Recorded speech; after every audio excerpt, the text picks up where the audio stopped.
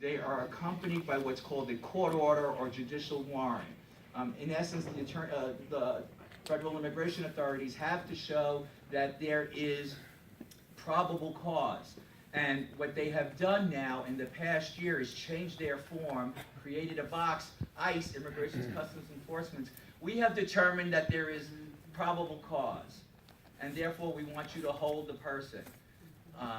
That is what they've done. This is the equivalent for, I guess by analogy, would be like, it's as if the New York City Police Department, gee, they have to go to court to get a search warrant to enter your home without permission or authority. They have to go to a judge, a criminal court, and establish that there's either evidence of criminality, that they've investigated, they have information, they have an informant, something that corroborates the information. The judge reviews it, and if appropriate, will sign off. That gives them the warrant. What ICE is saying is, gee, we've determined that there is probable cause. It's as if the NYPD could just take a piece of paper, check off, we have established that there's probable cause.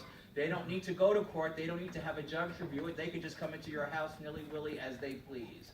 So, gee, our system is made of checks and balances, so the police can't act in an unfettered way, they have to go to the courts. Our laws require that ICE immigration agents likewise go get a court order or a judicial warrant. They have forms, they have something called an administrative warrant. These are warrants that are issued by ICE agents. They are not necessarily issued by a judge. This comes up particularly in the context of what ICE raised, the other topic I wanted to talk to you about tonight. We've heard, and Latino justice was one of, you may have heard ICE home raids, and again, this was very popular during the Bush administration, where we had ICE agents, particularly in Long Island and in Westchester and up in the Hudson Valley, would enter homes in paramilitary-style raids at 6 o'clock in the morning, forcibly enter, break down the door. We're looking for Juan Valdez. We have an administrative immigration warrant. But by the way, while they're in your house, they question everybody else in the house. What's your name? Show me your papers. Where are you from? And ICE actually had a program under President Bush's administration called Operation Return to Sender, where ICE agents had quotas where they had to make these collateral arrests. That was the whole purpose. It wasn't they were really looking for Juan Valdez, but they knew in this Latino home there might be family members or friends or others living there whom they could then question and detain, easy pickups, easy way to meet their quotas.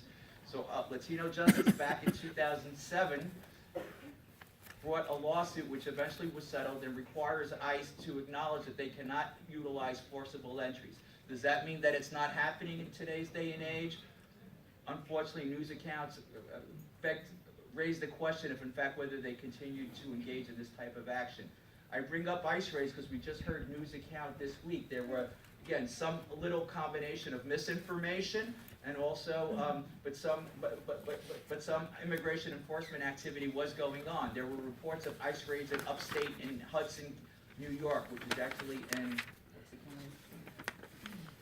Columbia County, central New York near Kingston. But it appears there was some type of immigration enforcement, but it wasn't necessarily a home raid.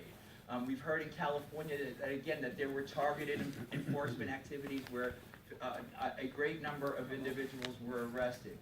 Latino Justice and our colleagues in the civil rights community will be vigilant that, again, we heard the Attorney General talk about the worst may yet still be to come about sanctuary cities. If the Trump administration is going to try to enforce that or do that, and we, again, New York City, New York State is good, but again, places we don't have Attorney Generals like Schneiderman down in Florida where we have an office. So the mayor of Miami-Dade again said they would start to honor these detainers. So again, we will be vigilant in ensuring that those cities and states that don't want to honor or comply or be subject to the bully in the White House, that they have the support that they need. Again, the excellent policy manual that was issued by the Attorney General. Latino Justice has also issued a report in English and Spanish. I did not bring copies because I know the Attorney General is giving out his. But if you want a copy about sanctuary safety in communities, go to the Latino Justice website, latinojustice.org. It's in English and Spanish, and you can please download it. I await your questions afterwards. Thank you.